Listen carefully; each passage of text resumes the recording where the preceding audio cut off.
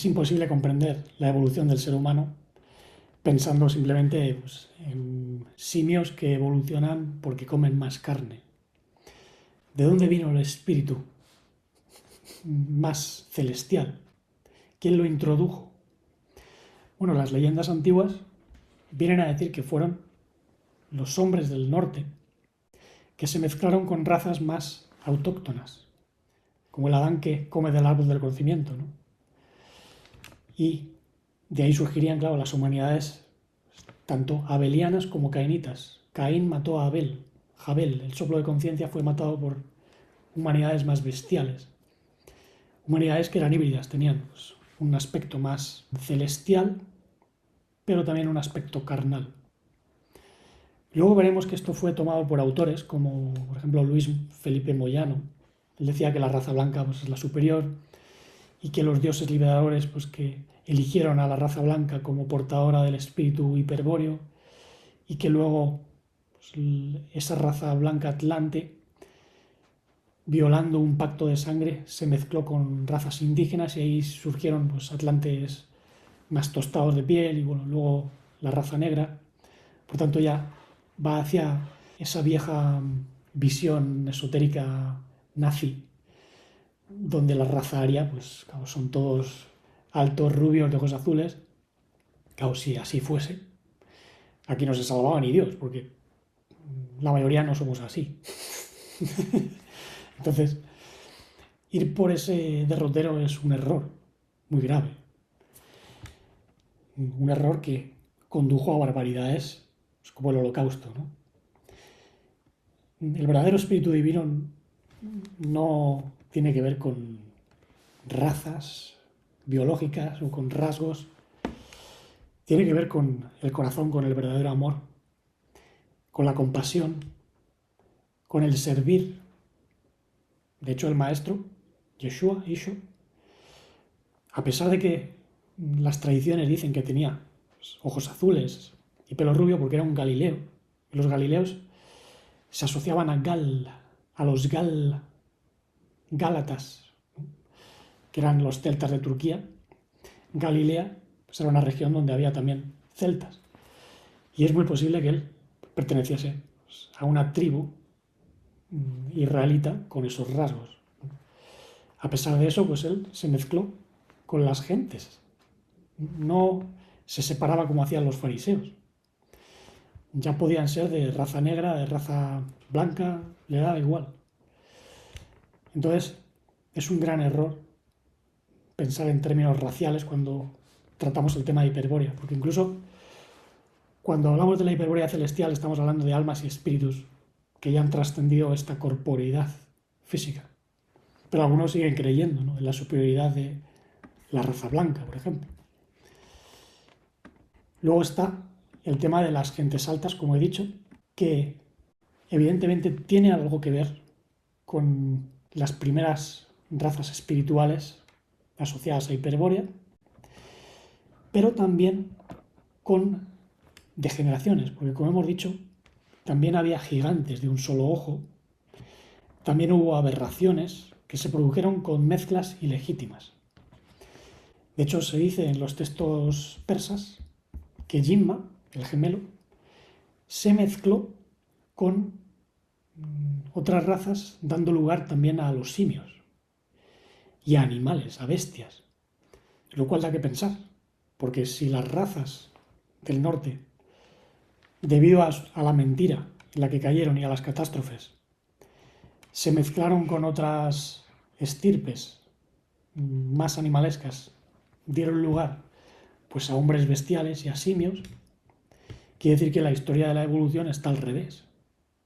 O sea que muchos hombres bestia descienden en realidad de humanidades más perfectas que se mezclaron con otros humanos pues, más terrenales. Y esto explicaría por qué en algunas regiones todavía se habla de gigantes que atacan a la gente, ¿no?, los famosos yeti, que en Nepal pues, son temidos. Allí las gentes saben dónde viven y no se acercan. Y hay historias de cómo han luchado contra ellos, ¿no? En Estados Unidos, los indios norteamericanos lucharon contra gigantes, algunos de ellos pelirrojos, qué casualidad, ¿no?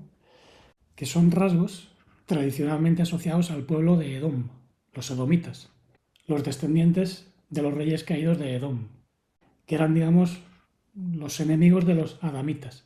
Muchos tienden a pensar que estos son leyendas, que son mitos, pero cuando el río suena, agua lleva, y es porque muchas razas de gigantes descendían de oleadas del norte. Recordad cómo la semana pasada os hablé de que, según el libro de la abeja, Alejandro Magno y su ejército tuvieron que luchar contra sátiros, centauros, gigantes, y que levantaron unas murallas para protegerse. Bueno, es posible que antiguos ejércitos se encontrasen con hordas de gigantes, como también lo hicieron los israelitas en su día, ¿no? Y estos gigantes pues seguirían existiendo en lugares recónditos. Sobre esto hay historias incluso del ejército de marines norteamericanos que, adentrándose en áreas de Afganistán, pues se han encontrado con gigantes que tuvieron que abatir, ¿no? Pero los gigantes de un solo ojo también están dentro. Los cíclopes son esas fuerzas carnales que nos hacen mirar solo en una dirección, la dirección de la carne. Pero es un ojo dual también, es un ojo muy conflictivo. Por eso hay que irse al ojo de la conciencia divina. Si vuestro ojo es singular y simple, vuestro cuerpo se llenará de luz, dijo el maestro. Esto tiene que ver que hay que hacerse más serenos de corazón. Esto, por ejemplo, contradice la filosofía de Luis Felipe Moyano, según el cual pues, hay que desarrollar un espíritu rebelde y de hostilidad contra las fuerzas diabólicas. Esto lo dice en su Fundamentos de Sabiduría Hiperbórea, ¿no? Él, que es el que decía que las razas negras vienen de la violación del pacto y que los dioses primordiales de Hiperbórea habrían querido elevar a la humanidad mezclándose solo con razas blancas, ¿no? Bueno, en realidad eso hace aguas por todas partes, porque incluso en las tradiciones antiguas el hecho de mezclarse con cualquier raza humana, terrenal, era ya parte de la caída. O sea que todos los dioses hiperbóreos mezclados a los que hace alusión Moyano eran ya caídos. Eran humanidades caídas que pertenecen pues a la caída de Adán, tuyo. Y venían ya de los reyes de Edom. ¿Para quiénes eran los reyes de Edom? ¿Dónde vivían? Originaron las razas pelirrojas. ¿Dónde se originan las razas pelirrojas? En antropología se asocian al norte siempre. En los pueblos escandinavos, por ejemplo, hay muchísimos pelirrojos y pelirrojas. Entonces podemos indagar un poco la mitología nórdica. Por ejemplo, las sagas nórdicas hacen alusión a gigantes que vivían en el Asgard, pero también en otros reinos. Hablan de pues, los reinos de los gigantes, los reinos de los enanos, el Midgard, que es la tierra donde viven los humanos. Habla de el Helheim, que es, si no recuerdo mal, la tierra de los demonios, ¿no? Hel es lo que luego origina la palabra Hell, infierno, en inglés. Si leéis la mitología nórdica veréis muchas palabras que están a la raíz del inglés, ¿no? El inglés es una lengua germánica y los germanos, los teutones, pues tenían en sus tradiciones las sagas nórdicas, que fueron recopiladas por Snorri Sturlason, un islandés en el siglo XIII.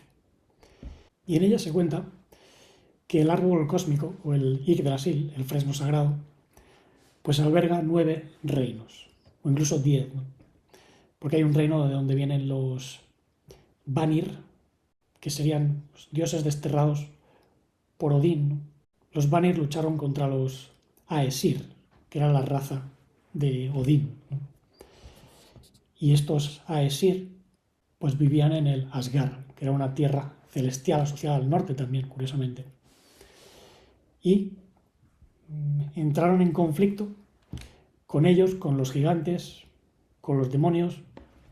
Incluso se dice que Odín, cuando aprendió las artes de adivinación de Freya, adquirió la capacidad de ver todo lo que ocurría en el Yggdrasil. Y ahí vio como las Nornas, las 3 parcas, como dirían en Grecia, rigen los destinos del pasado, el presente y el futuro, tejiendo la fatalidad o lo bueno que les ocurren a las gentes en todos los reinos. Y se dio cuenta Odín de que no podían escapar al Ragnarok, que es esta catástrofe que desplaza el polo. Entonces él realizó un sacrificio, un autosacrificio, como los chamanes, ¿no? En sus estados de conciencia alterados, donde son pues, ensartados, donde son desmembrados. Osiris fue desmembrado, muchos héroes de la antigua Grecia fueron desmembrados, ¿no? Entonces Odín hace lo mismo como un chamán. Se quita un ojo en el pozo de Mimir. Mimir, que me hace gracia porque mi padre de pequeño decía, vamos a mimir, ya, vamos a dormir. Es decir, que esto tiene también que ver posiblemente con el sueño, los estados chamánicos, el entrar a la tierra de las visiones. Odín también se ensartó con una lanza y se colgó del árbol Yggdrasil. Y esto hizo que las inteligencias del árbol le permitiesen el acceso a las runas, el secreto de las runas, con las cuales las Nornas habían tejido el destino de todos los seres en los 9 reinos. Entonces Odín se hizo conocedor del significado de las runas, que tienen que ver con la energía que rige, básicamente, el mundo material y el mundo espiritual. Se asemejan mucho a las letras hebreas, aunque desde mi punto de vista tienen matices diferentes. Hay una runa que es la runa Hagal, que es como una estrella de David casi, ¿no? Tiene 6 aspectos, y el 6 es un conector, ¿no?, de las dimensiones. El tiempo se asocia al 6 en muchas culturas. Muchas culturas cuentan en base a 6. Nuestro calendario, por ejemplo, es en base a 6. Hay ciclos incluso más largos, cósmicos, que se asocian al 36, las edades babilónicas, ¿no?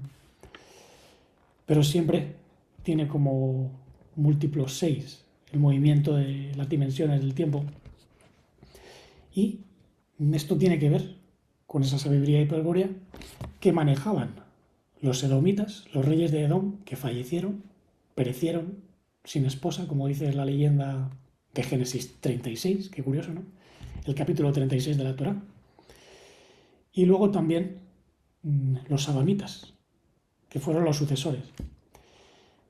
Es decir, el Boré Olam, como se suele decir, el gestor de esta experiencia evolutiva, estaba haciendo que diversas humanidades pudiesen experimentar esa dualidad para crecer internamente. Tanto los edomitas como los adamitas cayeron experimentando la dualidad, una dualidad que es regida por ciertas inteligencias. Algunos lo asocian al Jehová de Miurgo, del que hablaban los gnósticos, al que identificaban como el Dios del Antiguo Testamento. Pero en realidad en el Antiguo Testamento no se habla de una entidad como tal. Se habla de un proceso, de un sistema representado con el Yud-Hah-Vav-He, que es un soplo que también genera mundos de dualidad, pero que en un comienzo no está separado de la unidad divina.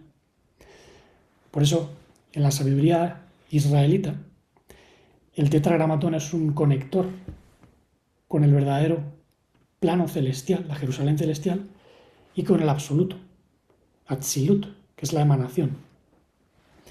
Esto no se conocía en la mitología nórdica o en ninguna otra mitología tartárica. De hecho, la mitología de la Torá es de las más completas, sobre todo cuando está completada por el Nuevo Testamento, la desvelación que trajo el Maestro. Él era un israelita, básicamente. Él nació en esa cultura por una razón, porque tenían algo que no existía en otras culturas. Curiosamente hoy hay como una especie de odio hacia Israel, pero eso es parte de la estrategia del Satán. El Satán formó un Estado de Israel político para conducir el odio hacia la sabiduría hebrea. La gente no sabe si la sabiduría hebrea pues, tiene que ver con el Estado de Israel o no. No entiende eso. Por eso tampoco distinguen entre pues, un judío, un israelita. Hoy en día los judíos, la mayor parte, descienden de conversos. no descienden siquiera de las tribus originarias de Israel. Y como decimos, el Israel espiritual es un estado evolutivo. No todo el que se llama judío puede ser israelita, es imposible. Porque Israel es una noción universal. No tiene nada que ver con la religión judía o judaica, como se conoce. Es un estado evolutivo. Los nuevos israelitas son los que portan al nuevo Adán. El que ya no cae, el que ha entrado en el reino divino, que conoce ya la Jerusalén celestial dentro de sí y que puede trascender esta tierra. Eso es una sabiduría que no tienen muchos de los teóricos del esoterismo hiperbóreo, que nace más bien en el siglo XIX, por lo menos tal y como lo conocemos hoy. Edward Bulwer Lytton, en el siglo XIX, escribió una novela llamada Brill, la energía vital de la raza futura. Pues ahí cuenta la historia de un joven de familia acomodada, pues que logra acceder a dimensiones intraterrenas, donde se encuentra con una raza perfecta, blanca, por supuesto, que no envejecen ni enferman porque hacen uso de una fuerza llamada Brill. Entonces, al final, el hombre tiene que incluso escapar de ellos porque se dan cuenta de que la humanidad es peligrosa. Entonces, en la novela se plantea que incluso esa raza, en un futuro, exterminaría a la raza humana degenerada. Eso probablemente inspiró a Luis Felipe Moyano, también conocido como Nimrod del Rosario, a plantear una teoría en su novela El secreto de Belicena Vilche, donde dice que la raza de descendientes hiperbóreos tenía que eliminar a los humanos más almáticos o carnales.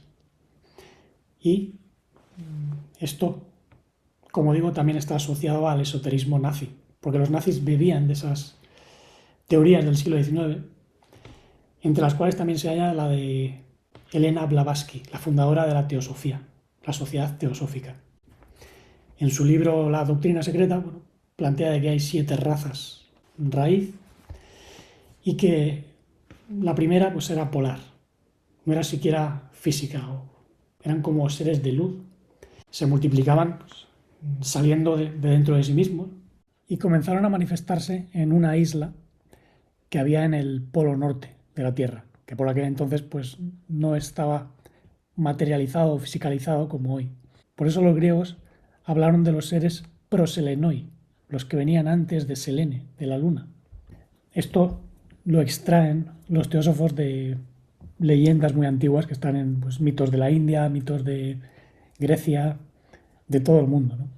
Y de acuerdo a lo que cuenta la teosofía, pues de la raza polar surgió la raza hiperbórea, que tampoco era física, era más bien astral, y dice que eran unos seres gigantescos que tenían la capacidad de ser fertilizados desde fuera.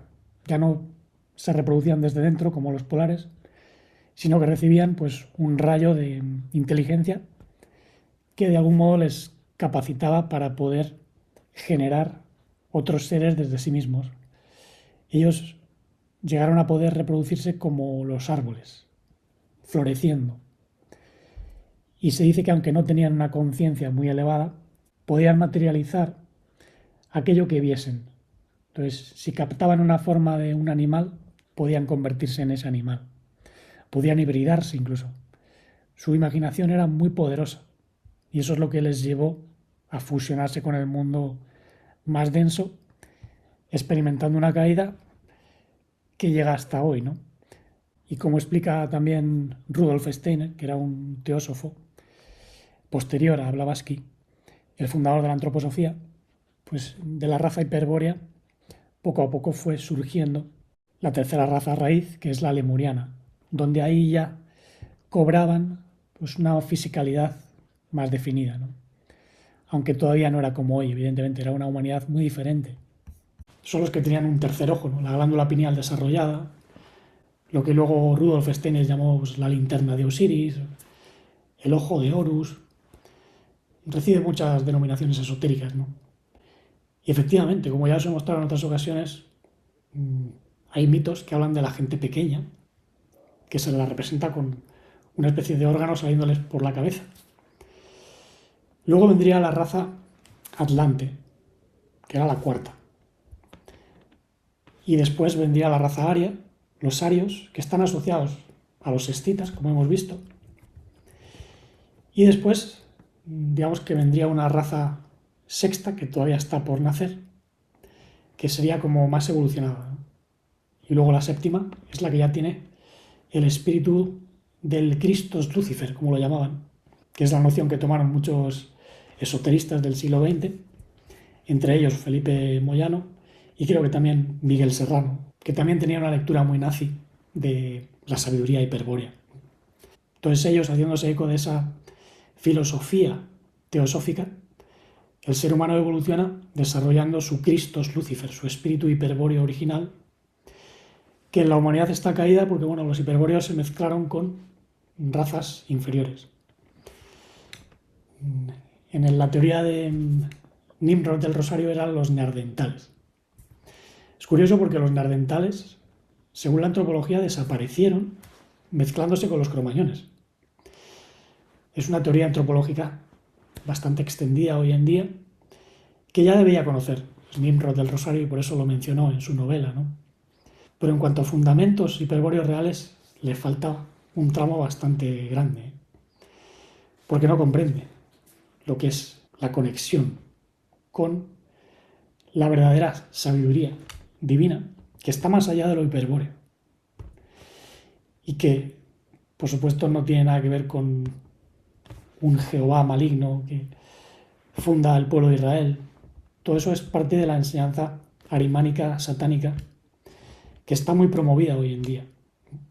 Y como os decía la semana pasada, hay incluso regiones del planeta que están asociadas a la influencia directa de inteligencias demónicas.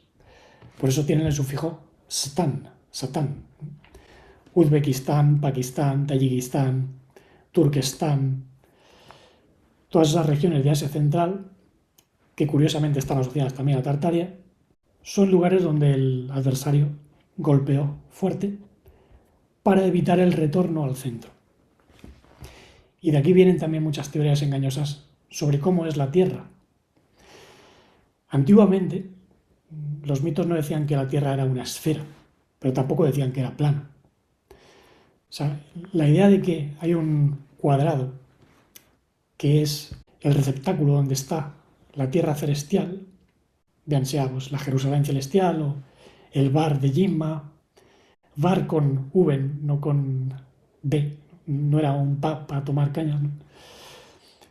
Y otras ciudades celestiales, pues quiere decir que eso era como una cuadratura, la cuadratura del círculo, la encarnación del espíritu, son símbolos antiguos.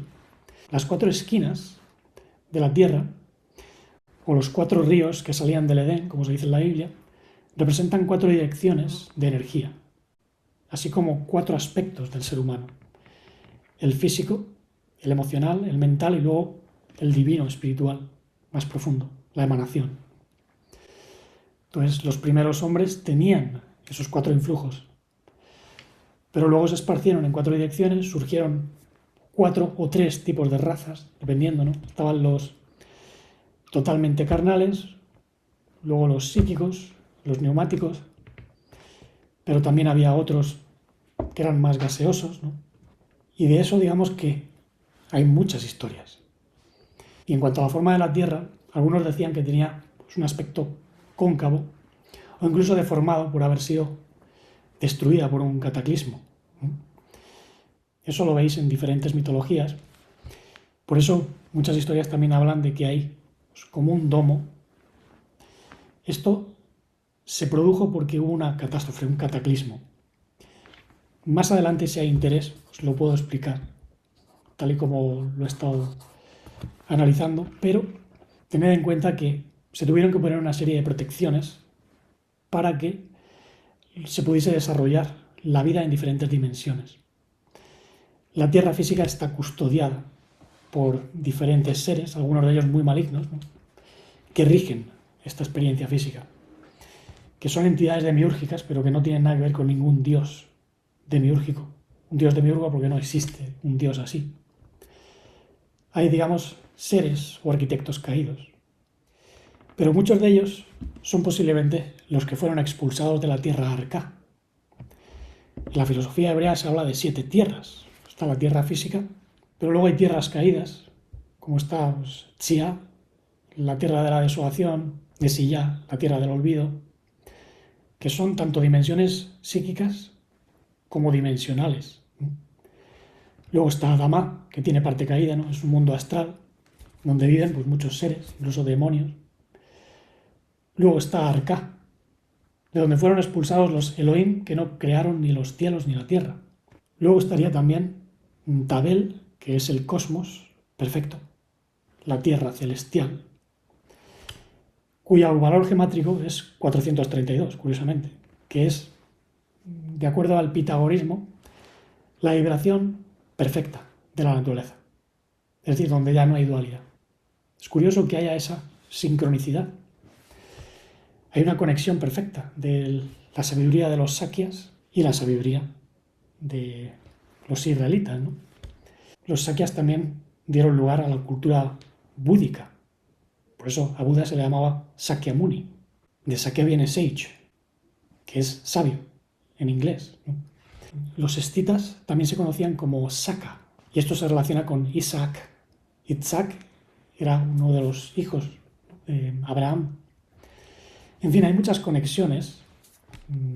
En el artículo tenéis un desarrollo pues, más detallado, pero tened en cuenta que para poder conocer realmente estas cuestiones uno debe ir al interior, debe crecer, debe alinearse con el polo celestial, recibir las emanaciones del absoluto y desarrollar la verdadera conciencia mesiánica que no tiene nada que ver con el Christos Lucifer.